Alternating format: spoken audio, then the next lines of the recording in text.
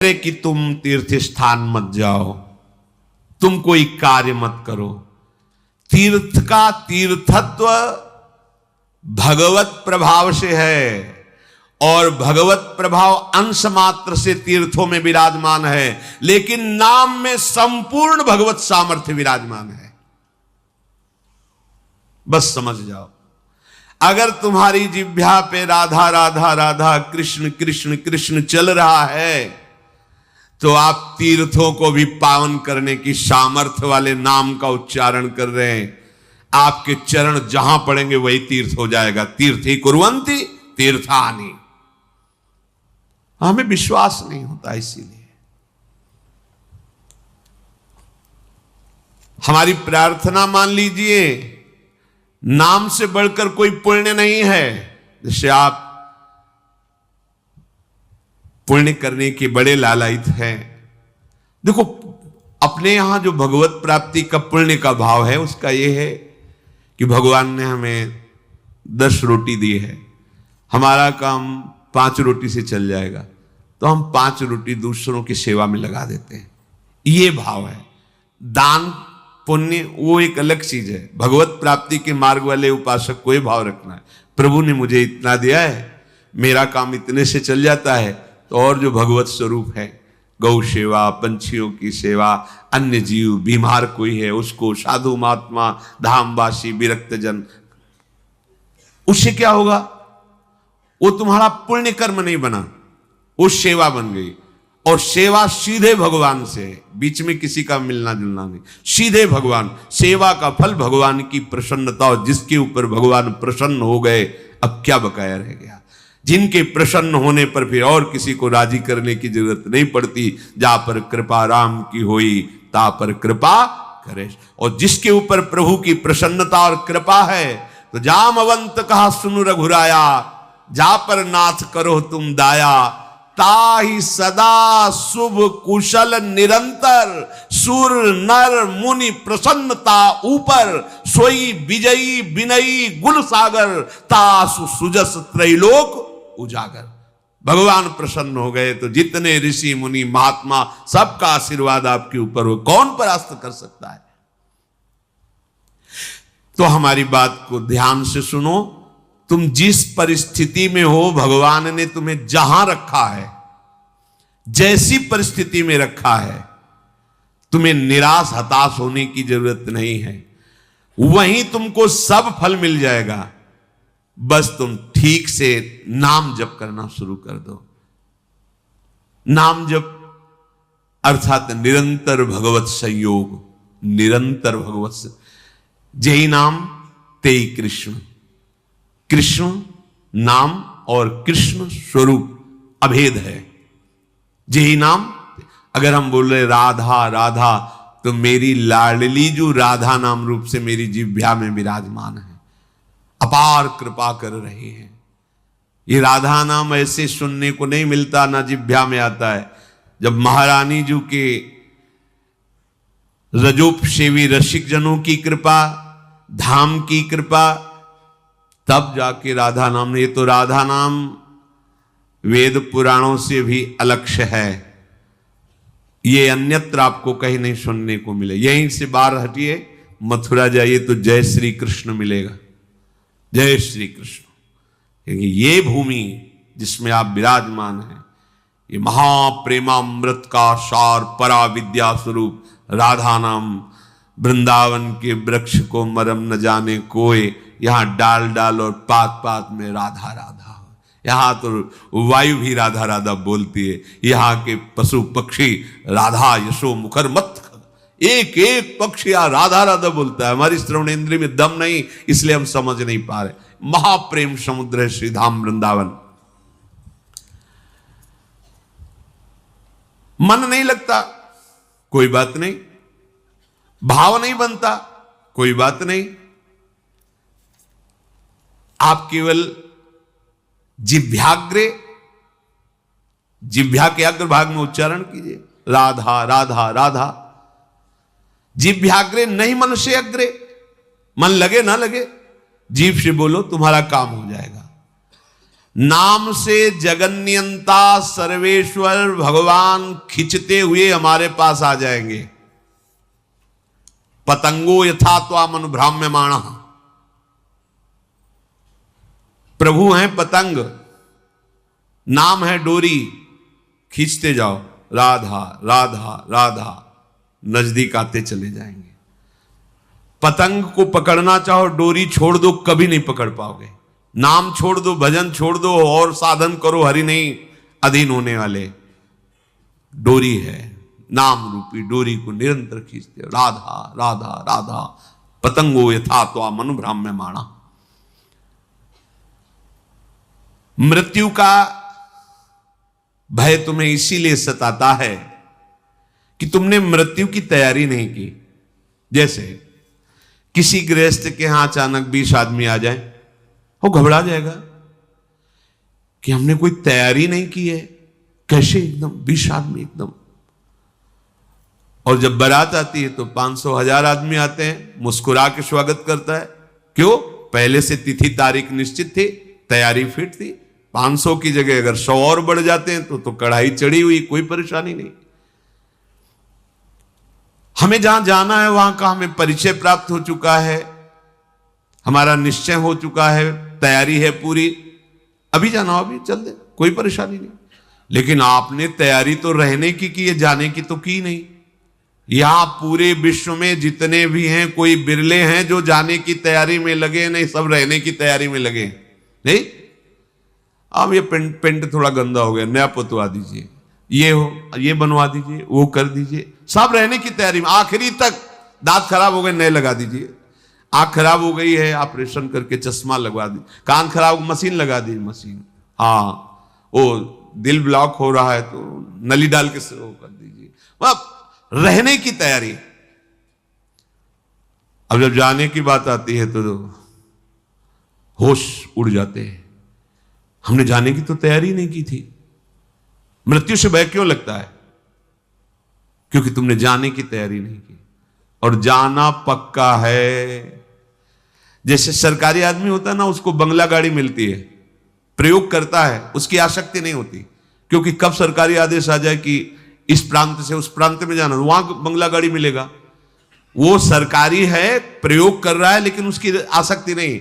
जैसे कोई कहे ना कि ये खिड़की का कोना टूटा हुआ है, क्या है, कभी भी आदेश आ सकता है कि आपको अमुक जगह जाना है, वहां नया बंगला गाड़ी मिलेगी, ये तो सरकारी वो ठीक कर रहा है, हमें तो केवल सरकारी काम।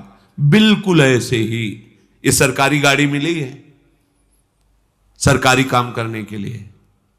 भगवत प्राप्ति साधन धाम मोक्ष कर द्वारा, पाई न जे परलोक संभारा, सो परत्र दुख पावई, सिर धुनि धुनि पछताए, कालई कर्मई ईश्वरे मिथ्या दोष लगाए। अब जब बुलावा आया, डॉक्टर ने कहा कि बस 1 साल के हो तुम, बस ये कैंसर ले जाएगा आपको, मतलब बचने की संभावना। क्योंकि तैयारी जाने की नहीं की थी ना, रहने की तैयारी की थी। अब कहां जाएंगे? जितना हमने प्रेम फैलाया वो तो यही है, जितना हमने कमाया वो सब यही है, जिसके लिए कमाया वो सब यही। अब हम कहां जाएंगे? हमारा मित्र कौन होगा? हमें प्यार कौन करेगा? हमारे पास है क्या? गया मन पछितई है अवसर बीते, दुर्लभ देह पाए हरिपद भजु, करम बचन अरु जीते, मन पछितई है अवसर बीते। ये सुत बनिता आदि जान स्वार्थ रत, ना करुणे सभीते, अंत ही तो ही तजेंगे पामर, तू न तजय बहीते। ये सब तुझे छोड़ देंगे, तैयारी कर। ये सब तुझे छोड़ देंगे, तैयारी कर। गुरु कृपा से हम अपने हृदय की बात कह रहे हैं, प्रतिपल तैयार है। क्यों? जैसे कभी स्मरण भी आया, कष्ट होता, जैसे कल था डायलिसिस हो रहा, बीच में एकदम तो प्रसन्नता होती है, श्री जी के पास जाना है। कहां जाना है? श्री जी के पास जाना है। मृत्यु हमारे लिए मृत्यु थोड़ी है, श्री जी के पास जाने का पास है कि अब फाइनल। अभी तक तो भाव से रहा, अब फाइनल, अब खत्म, संसार चक्र खत्म, अब तो अपनी लाडली के पास जाना है बस। कितना आनंद। जैसे आपका कोई प्रिय है, वर्षों से आप उससे मिलना चाहते हैं और गाड़ी आ गई, बुलावा आ गया, चलिए आप, तो आपको कैसा लगेगा? ये थोड़ी लगेगा कि भय लगे, नहीं, एक उमंगन आएगी, आप तो तुरंत तुरंत तैयार हो जाएंगे चलने के। हाँ हाँ हाँ, हम तो वर्षों से इंतजार कर रहे हैं बस। ये जो मृत्यु तुम्हें भय प्रदान कर रही, तुमने तैयारी नहीं की। मृत्यु अमंगल में नहीं है, परम मंगल है। मृत्यु शोक नहीं है, महोत्सव है। बस यही समझ नहीं पा रहे। क्यों? भगवान ने मृत्यु को अपना स्वरूप कहा है। मैं सर्व कुछ हरण करने वालों में मृत्यु हूं, मेरे प्रीतम है मृत्यु, और कोई नहीं, श्री कृष्ण है। आलिंगन करो अपने प्यारे श्री कृष्ण का और निरंतर दिव्य लीला में पहुंच चलो। पर यह बात की कोई तैयारी नहीं कर रहा। सब जीने की तैयारी हो, यही रहने क्यों, किसी को नहीं रहने दिया जाएगा। यह सरकारी बंगला है, यहां ट्रांसफर होते रहते हैं, पुराने गए नए आए, पुराने गए नए आए। आप खुद देख रहे हैं कौन रहा। लेकिन अपने लोगों की बुद्धि इस बात में तैयार नहीं हो रही कि मुझे जाना है। अंदर से देखो, अंदर की बात कह रहे, बाहर से तो अभी आप कि हाथ उठाओ कितने जाना चाहते हैं, क्या जाना। और जब डॉक्टर कहेगा कि जाने की बात आ गई, तुम्हारी किडनी फेल, तुम्हारा दिल फेल, तुम्हारी इतना बड़ा मुंह बगल जा, अब क्या होगा, अब क्या होगा। तो तैयारी नहीं थी ना, तैयारी है तो मुस्कुरा देंगे। हाँ, अंदर से हर समय एक आनंद धारा रहती है, वो किशोरी जी के चरणों की। सत्प्रेम सिंधु मकरंद रसौघ धारा, वो धारा हमें जीवित किए, वो धारा हमें ऐसे प्रसन्न रखती है कि किसी को ब्रह्मा का पद मिलने पर भी उतनी प्रसन्नता नहीं होगी जितनी प्रसन्नता हर समय बनी रहती। ये केवल महारानी जी के चरणों के आश्रय से। पूज्य बाबा कह रहे हैं कि आप कल्पना नहीं कर सकते कि आप कितना सुखी हो जाएंगे। वही बात देखो, बात तभी समझ में आती है जब स्थिति परिस्थिति में वो बात रहे।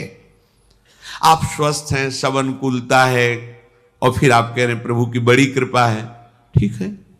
लेकिन जब आप प्रतिकूल परिस्थिति में अनुभव करें, वाणी से नहीं। एक होता है देखो कि अब भाई भगवान है, वो जो करेंगे तो सहना ही पड़ेगा, हाँ कृपा ही है, फिर मतलब एक सहना, और एक होता नहीं कृपा है, मैं अनुभव कर रहा हूं इसमें कृपा है, वो बात अब सहना ही पड़ेगा। और एक है कृपा, ये कृपा है जो अनुभव होता है, ये मृत्यु को भी भयभीत कर देगी। आप देख, कुछ नहीं कुछ नहीं, ऐसा परमानंद प्रकट होता है केवल लाडली जी के आश्रय से। मतलब अब जैसे हम कहें कि जिस समय हम चिंतन करते हैं तो और हर समय करते क्या है, पर कभी कभी उसमें गाढ़ चिंतन जब होता है तब दिखाई देता है कि अरे ये जीव कैसा भ्रमित हो रहा है, कैसे इसका समय नष्ट कर रही माया। जिस समय में ये परम पद प्राप्त कर सकता है उसको कैसे नष्ट कर रहा है, बड़ी भूल हो रही, बड़ी भूल हो रही। तो तभी जब वो अंदर से कि आप क्या इतने घंटे सो रहे हैं, बर्बाद क्यों कर रहे हो। अरे एक वो नींद आने वाली है जिसमें सदा सदा के लिए तुम सो जाओगे, होश में हो, मृत्यु आने वाली है। यहां तो काम चलाना है, भोजन पाके, क्रियाएं करके, नींद लेके, ये केवल काम चलाना है। मुख्य हमारा कार्य है भजन, क्योंकि इससे हमारी गति बनेगी। हमारे जीवन का लक्ष्य भजन है। प्रभु की बड़ी कृपा, सच मानिए जिसको सत्संग मिल गया, सत्संग में स्नान करने पर फिर और कुछ कोई तीर्थ स्नान करने की जरूरत नहीं रह जाती। स्वाभाविक कैसे, सत्संग का फल है। मज्जन फल पेखिए तत्काला, काक होए पिक बकौ मराला। अगर सत्संग रूपी तीर्थ में स्नान कर लिया तो कौआ कोयल हो जाएगा और बगुला हंस हो जाएगा। इसका तत्काल का प्रभाव है। एक सत्संग का शब्द आपके जीवन को बदल देगा। सत्संग के समान कोई बड़ा तीर्थ नहीं है। अगर इसमें जो रोज अवगाहन करते हैं पर आचरण में उतार ले, कुसंग ना होने पावे, तो सत्संग तुम्हें महात्मा बना देगा। पैंट शर्ट में तुम महात्मा होगे, गृहस्थी में रहते हुए तुम महात्मा होगे। महात्मा कोई बाहरी वेश ही नहीं है, महात्मा एक स्थिति है, महात्मा की एक स्थिति होती है। ये बात बिल्कुल याद रखना, कभी निराश मत होना। तुम्हें कभी यह सोचना नहीं पड़ेगा कि मेरा क्या होगा। यदि एक क्षण भी तुम बर्बाद नहीं करोगे तो बर्बाद व्यर्थ करना। तो यहां अगर भगवत भजन नहीं हो रहा तो सब व्यर्थ जा रहा है। आप देखो यहां सत्य कुछ नहीं, मान लीजिए कुछ सत्य नहीं, दिखाई सब कुछ दे रहा है, कुछ नहीं। ये जादू है, माया का जादू। वो अभी नेत्र सही नहीं, इसलिए आपको ये बात मजाक सी लगेगी। यहां दिखाई सब कुछ दे रहा है, लेकिन जो है वो नहीं दिखाई दे रहा, जो नहीं है वो दिखाई दे रहा है। इसी का नाम माया है। देखो कहां गए अम्मा, कहां गए बप्पा, कहां गए परिवार, खोजो तो नहीं मिलेगा। जो कल विषय था वो कहां गया, जो कल दृश्य था वो कहां गया। वो सब एक स्मृति के गर्त में जमा होता चला जा रहा है। और जब हम सत्य स्मृति करना चाहते हैं तो वही सब हमारे सामने फैल रहा है, वही हमारे सामने सब चला रहा है। असत्य की इतनी जोर की सत्ता की स्मृति बैठ गई कि कुछ नहीं, आंख मूंदो तो पुरानी सब स्मृतियों का रजिस्टर भरा है। इन्हीं को डिलीट करना भगवत प्राप्ति कहते हैं। पूरा स्मरण संसार का खत्म, भगवत स्मरण से भर गया हृदय, उसी को कहते जीवन मुक्त महापुरुष। तो मेरी बात मान लो, एक क्षण भी भजन से बिलग न जाने पावे। सेवक जी महाराज भी कह रहे हैं कि कबहू काल वृथा नहीं जाए, एक क्षण भी तुम्हारा व्यर्थ नहीं जाना चाहिए। व्यर्थ क्या है? अगर भजन छूटा, नाम छूटा, भगवत आश्रय स्मृति, वो व्यर्थ जीवन है। चाहे जितना आप कमा लो, कुछ नहीं। ये ऐसी बाढ़ सी आती है, वो घटती देखे जाते हैं। किसी व्यक्ति को हमने देखा था एक बार, वो पूरा परिकर आए थे, सोने की कटोरी, चांदी की कटोरी, चांदी की थाल, किसी में अनार के दाने, किसी में पपीता के हुए, ढेर सारी चौकी में बाल भोग के समय। तो पूछा कि उन्हीं के निज जनों से, तो उन्होंने बताया अमुक अमुक अमुक ऐसा ऐसा। फिर कुछ समय बाद वो मिले तो उन्होंने बताया वो जो थे ना, वो इस समय अमुक जगह बंदी है। इतना वैभव, इतना सब। वो किसी बहुत फैक्ट्री के बड़े मालिक थे ऐसा, वो उन्होंने बैंक का कर्जा लिया था ऐसा। ये माया का ऐसे फ्लू चलता है। एक समय सोने की कटोरी और दूसरी समय अल्युमिनियम का कटोरा। बड़ी विचित्र खेल। कभी इस पर भी, ये सत्य नहीं है, ये नाटक है माया का। सत्य है हरिनाम, हरिनामयु, हरिनामयु, हरिनामयु। मान लीजिए, ये मत समझिए कि हम बाबा जी तो भगवान के पक्ष की बात केवल कह रहे हैं। सत्य विषय यही है, सत्य विषय यही। अगर आप भगवान का भजन नहीं करते तो जो भी कर रहे हो हाथ कुछ नहीं लगेगा, बटोर लो। संतों ने उसको ऐसा बताया है कि जैसे अंधा आदमी एक दुकान में गया और कहा कि हमें कुछ सेवा बताओ, तो बोले अब हम क्या तुमको सेवा बताएं, क्योंकि आंख तो है नहीं। अगर कहीं साबुन उठा के दो, माचिस उठा के दो, तो तुम्हें पता ही नहीं, दिखाई नहीं दे रहा। ऐसा करो, तुम मूंज की रस्सी बटो। तो बैठा दिया मूंज, और एक भैंस का पड़ा के लग गया, तो मूंज चबाने, वो जैसे से सरकाता वो चबा जाता। जब शाम हुई वैसे किया तो हाथ ही वाली मूंज थी और कुछ था ही नहीं। इसमें हाथ वाली भी मूंज नहीं रहेगी, क्योंकि हाथ ही नहीं रहेंगे, हाथ भी तुम्हारे साथ नहीं जाएंगे, यहीं छूट जाएंगे। ये पूरे संसार की जितनी क्रियाएं, जितनी वस्तुएं, अगर भजन नहीं हो रहा तो सब व्यर्थ है, सब व्यर्थ। कैसे? जैसे पूर्व में भी हम कुछ रहे होंगे, इस जन्म में हमारे पास क्या है वो पूर्व का? ना वो संबंध है, ना संपत्ति है, ना पढ़ाई है, ना वो बल है, ना वो बुद्धि है। फिर नया नया नया, कब तक चलता रहेगा ये प्रपंच? इसलिए प्रभु ने इस बार तुम पर अहेतुकी कृपा करके ये संयोग प्रदान किया है। ध्रुवदास जी कह रहे हैं, बार बार तो बनत नहीं या संयोग अनूप, मानुस्तन वृंदा विपिन रसिकन संग और विविरूप श्यामा श्याम की उपासना। मैं आपसे फिर प्रार्थना करता हूं कि आप केवल प्रभु के आश्रय में रहना, वो संभाल लेंगे आप, कोई भी हो, कैसे भी हो। अपिचेषु दुराचारो भजते माम अनन्य भाग सादृव समन्तव्या सम्यक व्यवसिता, ऐसा वो संभाल लेंगे। बड़े कृपालु हैं, बड़े कृपालु हैं। देखो, कोई भी प्रकृति के द्वारा रची हुई वस्तु अपना स्वभाव नहीं छोड़ती। स्वभाव है अपना अपना, सबका स्वभाव, प्रकृति की हर वस्तु का एक स्वभाव है और वो अपने स्वभाव का प्रभाव दिखा के ही रहती है। पारस का एक स्वभाव है कि छू जाए लोहा तो सोना बना देती है। अब वो पारस बहुत बड़े संयमी नियमी के घर का लोहा है या बहुत बुरे आचरण करने वाले के घर का लोहा है, और अगर वो छू गई तो सोना बना देगी। ऐसे ही भगवान का नाम का एक स्वभाव है और उसका प्रभाव है। तुम कैसे हो इससे कोई मतलब नहीं है नाम को, जैसे पारस को कोई मतलब नहीं, सिर्फ लोहा। किसके घर का लोहा है, किस प्रयोग में आता था, इससे कोई मतलब नहीं। छुआ स्वर्ण बना दिया। ऐसे ही नाम, तुम कौन हो, किसके घर के हो, कैसे आचरण वाले हो, कोई मतलब उसको नहीं। शुरू कर दो नाम जपना, वो आपको संभाल लेगा।